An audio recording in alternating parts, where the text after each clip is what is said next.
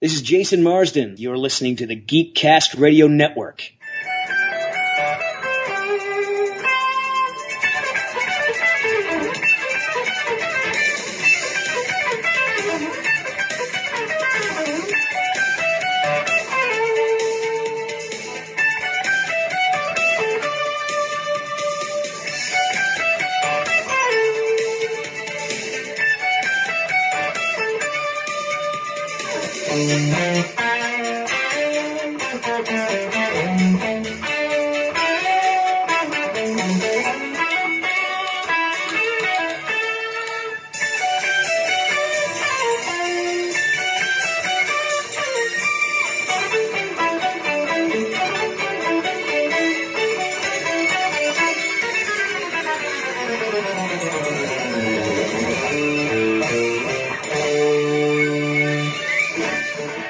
Folks, it is episode 12 of Podcaster Meets World, brought to you by the Geekcast Radio Network. I'm one of your hosts, GCRN. Joining me, as always, is Steve Megatron. Hello, sir. How are you?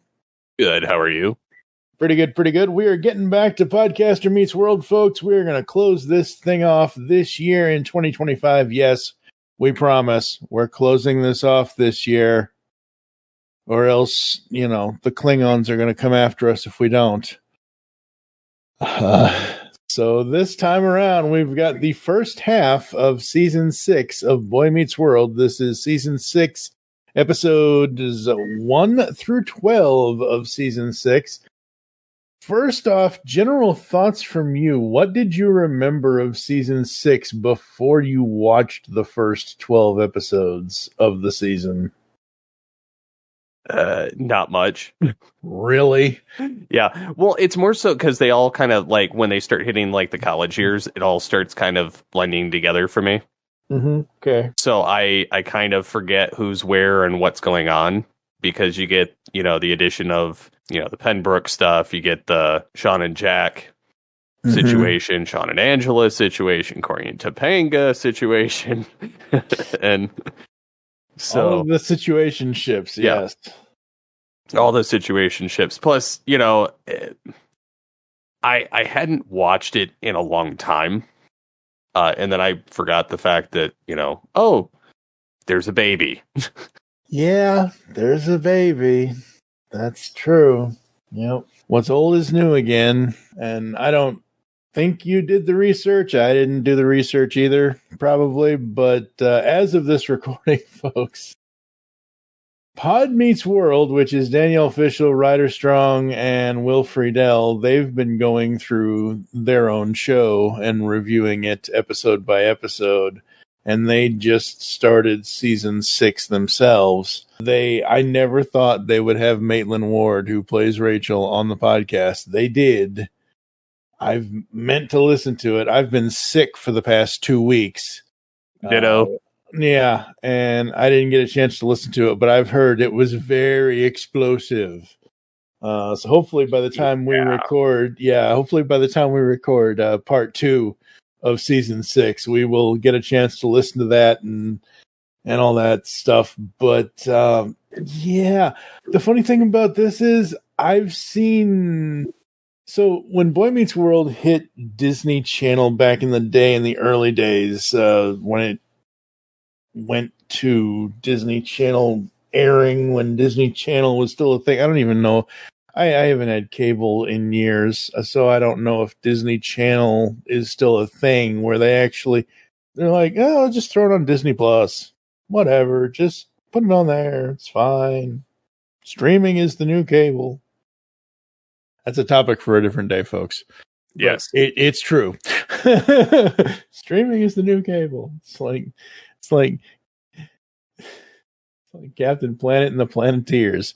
Every ring is a different cable service or a different streaming service. But when it originally went on to syndication, at the time, I was like, oh, cool, I'll watch. I hadn't seen Boy Meets World in years. I'm like, oh, cool, I'll watch. I remember season 6 and 7 the most out of them all. And when I went back and I rewatched season 6, these first 12 episodes, I'm like, yep, I remember that. I remember that. I remember that. I don't give a crap anything about Eric's storyline. I don't care about Jack's storyline. The comedy relief. I don't care about the comedy relief. I want to know about the stories with Cory, Topanga, with Sean and Angela and all that. That's what I was. Yeah. So, yeah. And the funny thing is, because I think they are up to, what episode are they up to? I think they are up to. Ooh, I don't know. I think I'd have to look at Spotify. I'm not doing that right now. I think they're up to episode 4 or 5 over on Pod Meets World. But I remember when they did episode 1 and 2, like, his answer part 1, her answer part 2. That makes no sense. I get it. It's a naming convention thing, but you would think that part 1, part 2 would have the same. But it's a thing. Yeah. Yeah. I'm so glad I never went through this in my 20s. Oh God. College? No, thank you. I did college. Like, I tried it at 18, like right after graduating high school. Had no idea what I wanted to do. Like, I literally was taking like programming and web design, and I'm like, this sucks. And I made it like half a semester, and I just dropped. I didn't even drop it properly. I just stopped going. And like, it was a job that you could just quit.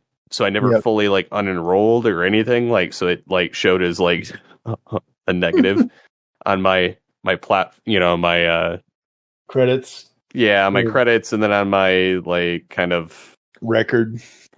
That's what I was looking for. And then I get to 2013, and I actually go back, and then I had to deal with that. And I was going for media, and because they had a media program by then, and then I was, kind of having to re-navigate college, which was weird because at that point I was married and had a kid and working full time. And so, yeah, it was totally different, but I felt like I wasn't ready when I went to college initially compared to when I went back the second time. Yeah. I don't know what it was. I don't know. Like, I graduated in 99. So I don't know if it was I was ready to get out of school, or I didn't want to deal with school anymore, or whatever it was. I think my problem was college didn't offer me enough. And the problem, at least in Louisville, Kentucky at the time, you still had to have a math course to get anything in college. Yeah, I still had to have a math course, which and sucked. I'm like, why? Why do I need a algebraic geometry whatever for a creative writing degree or whatever kind of degree in writing? Like, what does math have to do with writing? Nothing. Absolutely freaking nothing. Like,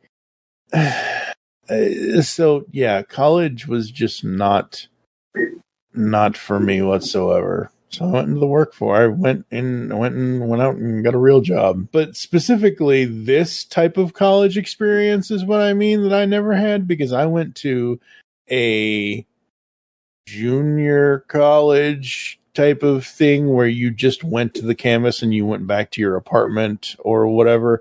I never had the dorm experience type, like what Cory and Topanga and all of their friends are doing here in this season. I never had that. Oh boy, that would be rough. Whether it was 25 years ago or even now, I don't know how people do dorm college life. That's crazy to me. I don't know how people do that, or dating now. Yeah. Which is like one of those weird back and forths of like this season. Mm-hmm. Yeah, it is very much so. I mean, at least Cory and Topanga are pseudo married at this point. They're married, but they're not married. I mean, they've been married since they were 2, but it is what it is. Yeah, oh boy. But I like seeing as these 12 episodes go through, I like seeing the journey that they all end up taking. I think that's fun. Like I said, Eric has turned into. He starts off as a joke character. He eventually gets to the point of being somewhat serious. Well, yes and no. Like, he started out in the original, like, season 1 and 2 and that kind of stuff, like, more serious, and then he starts getting more stupid as it kind of goes along, and then he has moments where he's both, like, for the remainder of the series now. Like, seasons 6 and 7. Like, he's got moments where he's very profound and he's very thoughtful, and there's things that, you know, he's masking behind the stupidity. And then there's things where he's actually being stupid, like, or things that actually matter to him, you know, where he's just having a good time and, like, overly excited about college. Yep. Or just kind of wandering in life. Yeah. Yeah, absolutely. What were some of your favorite moments from any of these episodes? I mean, I like the aspect that, you know, there's the struggle of Cory and Topanga with their will they, won't they get married type stuff. Yep. And I don't know. I like Eric, even though he is kind of all over the place in the season. But I love the Feeney call, the iconic ones that are, you know. Yes. That was quite a presentation. I don't know what got into me. Well, I think what got into you was something that never really left you. I intended to come here strictly as a student. I thought I had retired from teaching. Yes, well, when I stopped teaching to become dean, I thought the same thing. But here I am. We're teachers, George. You put us in a classroom, we teach. Yes, well, after all these years, I still have a lot to learn. I'm sorry, Rachel. I guess I was a poor choice for a partner. No, I gotta admit, I'd much rather have you as a teacher than as a partner. I'd rather have him as a colleague than a student. Perhaps you'd care to call my office about that. Well, you have my gratitude, Dean Bollinger. You're welcome, George. I look forward to your call. Fine.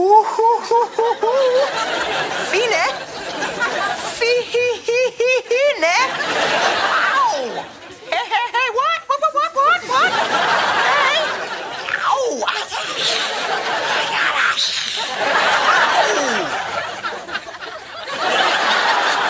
Dude, let's go. Because, and then, of course, like, Eric getting into college. Eric, you know, Feeney, you know, knowing the dean, and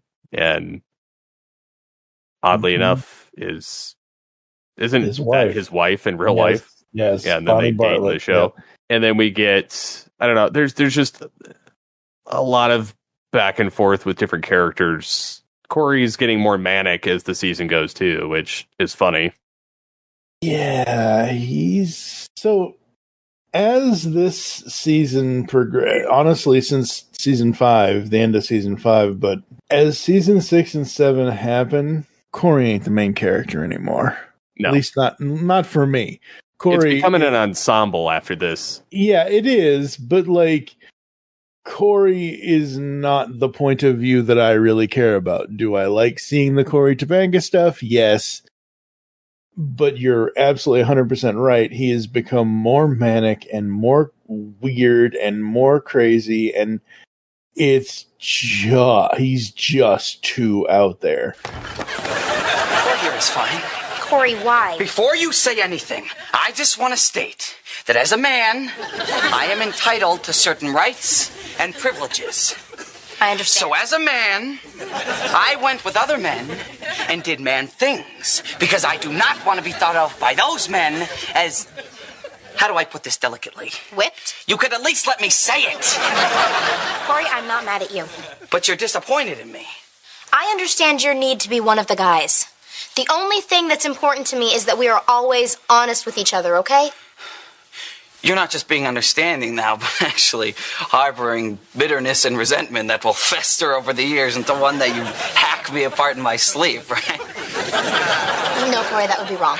But this first half of this season, these 12 episodes, Sean's the character for me. Because we get into his old poetry thing and his relationship with Angela and all that. Well, and you've got him still dealing with his dad's situation and his brother, and he's very much evolving and trying to grow. Yep. Despite, everybody around him. Yeah. So I mean, I feel for him in a lot of instances. Oh, absolutely. Like the whole poetry episode, which we aren't gonna skip over the Everybody Loves Stuart episode, folks. Trust me, we're gonna talk about that. But the poetic license and Ode to Holden Caulfield, which is the one where Cory reads Sean's poems at the local coffee house. Like, Sean is the type of person that will write stuff down for himself. He's the type of character that he wants to say things to people, but he just finds that he can't. So he writes it down in poetry or whatever else. And Cory doesn't listen to he heard his friend's poems, but he didn't listen to them, kind of thing. And I think this is one of the first real arguments we really ever see. Have they had arguments before in the past? Yeah. But this is something that Sean doesn't share with anybody. Like, this is something for just Sean. This isn't just, and he even says it in the episode. No, you're not just going to apologize to me. No, you're not just going to blow this off. This is something that's very important to me. You can't just Cory your way out of this. Well, and you see him being very vulnerable. Mm-hmm. Absolutely. And it kind of sucks that they drag his story. Like, he's been dragged through the mud since the start. Yeah. And I mean, not that these situations don't happen with people in real life, because they do. Right. It just sucks that it took, until the end of Girl Meets World for him to have a final resolution. Yeah. But it is what it is. But you do relate to him and feel for him and have the empathy and the, or you desperately want to help him. Yeah, absolutely. And even at the end of this series, because we didn't know in 2000 when this ended, we didn't know. When did Girl Meets World? 2014, 2013. Whenever Girl starts, I forget when Girl started. I think it was 2014. I could be wrong. Might be later than that. GCRN here. It was 2014 to 2016 for the Girl Meets World run on Disney Channel. Now back to our show. Because Girl only had 3 seasons, whenever it was. Anyway, the point is, when the year 2000 happened and this series ended, I remember this like it was yesterday, the finale. Spoilers, folks, for our, season 7 episodes. Here, she throws him a duffel bag. What's this for? You're coming with us? I'm going with you? Yeah. He kind of gets a sort of happy ending. He gets to go with his best friend and his best friend's wife. He gets to go with Jesse and Jesse's girl, essentially. But yeah, no.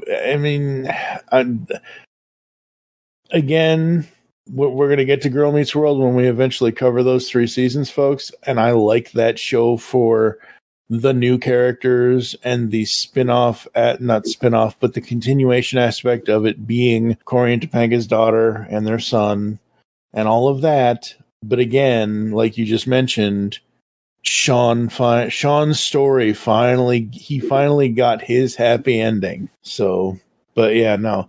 But to talk about Everybody Loves Stuart. Oh, God. So this is where Bonnie Bartlett really shines as Dean Bolander, which they only credit her, at least on Wikipedia, they only credit her as Dean, but her name is Dean Bolander. Special guest star, Fred Savage, as the gross Stuart teacher person. No. How about no? Yeah. Yeah, it was a little cringe. This Very episode. not a little, very like lot it of was. Yeah, I know. Like I was like, okay. Like it's almost like cringe enough that like I don't ever want to watch it again, but I know that these situations happen, and I'm glad that like he gets reamed and like Cory did the right thing. Yep. Despite being put on probation. Yep. Yeah. The only thing that I like about season 6, episode 7, Everybody Loves Stuart, is two things. Number one, William Russ directed it. Well, three things. William Russ directed it. Matthew Nelson wrote it. Matthew Nelson was an amazing writer. Number three, I like seeing the Savage brothers act together. I just like seeing them act together. I don't obviously like the role that Fred Savage is playing, but I like seeing Fred and Ben act together. Even though this is not the best of roles for them to be acting as, whatever. So, but yeah, no, absolutely. This is not, oh boy. Ooh. But this is an issue that I think this show needed to tackle with, especially in college. You're going to have unfortunately, sadly, colleges have teachers that think they can do this kind of bullshit. And that's just wrong. And I love that Dean Bolander and all that comes down on him, and I love that Cory took the stance that he took, and stood up for himself and stood up for his friends and stood up for his girlfriend, obviously, and everything else. And oh boy. And again, it just goes to show you that this show did not shy away from hard topics. No, it didn't.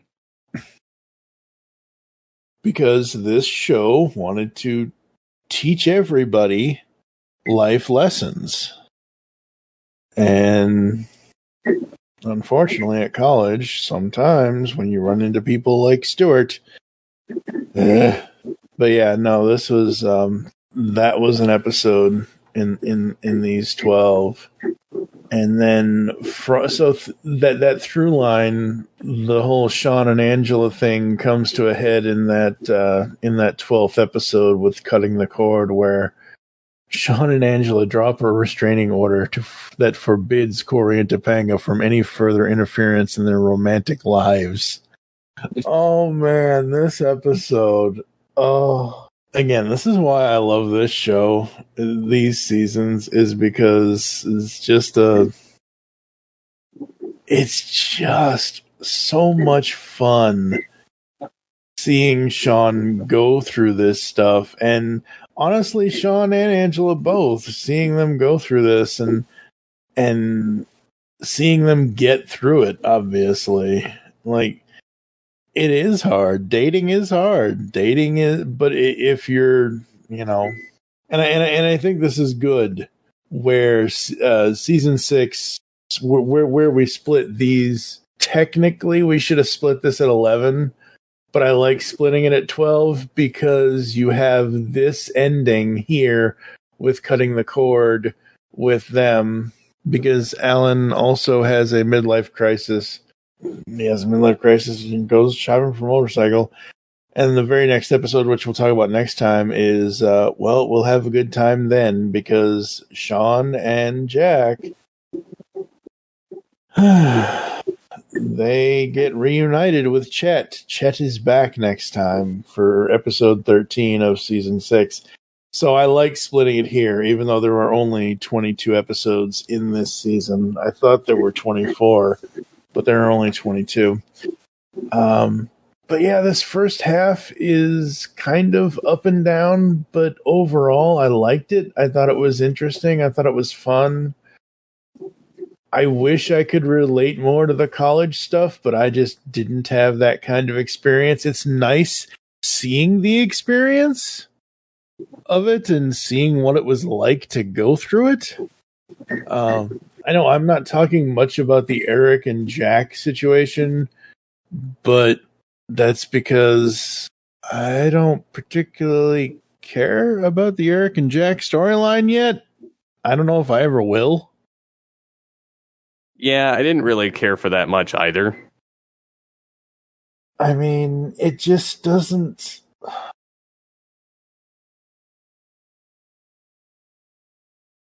I mean, they get so the basis of it, folks, and I'm sure you all have seen it if you're listening to the sound of our voices by now. Considering Podcaster Meets World has been going on for 9 years, sort of. Which is nuts. Yeah, I know, right?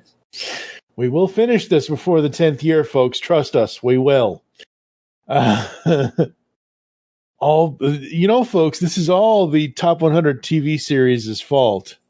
Just because Boy Meets World made it to number 50 on the list. Stupid people, stupid voting. Yes, I'm going to bring it up every time. But anyway, yeah, I don't know. Just not really that invested in. Like, I think it would have been cool to have Sean, Eric, and Jack do the roommate thing, but then Sean has his whole thing with Angela, as we've already talked about. So that's the thing. And then what really is the thing is obviously Cory and Topanga can't be roommates because they're not married. They're not married yet. And you have to be in them. And oh boy, the married dorms. I can't wait to get to, oh boy. That's a whole other situation once we get to those episodes. So yeah. And then as that happens, turns out girl down the hall, who apparently this is what confuses me about this first half of this season. Rachel is introduced to us by being in the dorms, living with her boyfriend. But if you can't be in that part of the story makes no sense. It's because they needed a reason to write her in. Yeah, I understand that. But it's like, yeah, I don't know. I just wish there was a different. Because technically, because the girls' dorm is not on that floor. There are no girls' dorms on that floor, right? The girls' dorms are on a separate. Yeah, I think the girls' dorms are on a separate floor.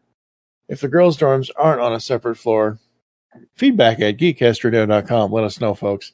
I don't remember off the top of my head. I honestly do not remember off the top of my head because I know once we get into this further, before we get to the point of Cory and Topanga being in the married dorms, which I know are almost a separate building, I know those are a separate floor. I don't remember if the girls' dorm and the boys' dorm are in the same building or not. I think they are, but I'm pretty certain they're on a separate floor. It's a whole thing. But overall, I enjoyed this first half. It was kind of a memory lane thing for me.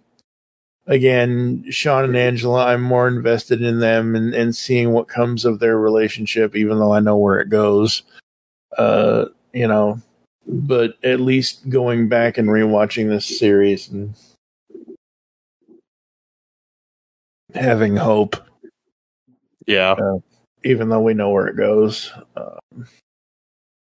Any moments, any specific moments or quotes that you want to call out from these 12? Anything that sticks out in your mind?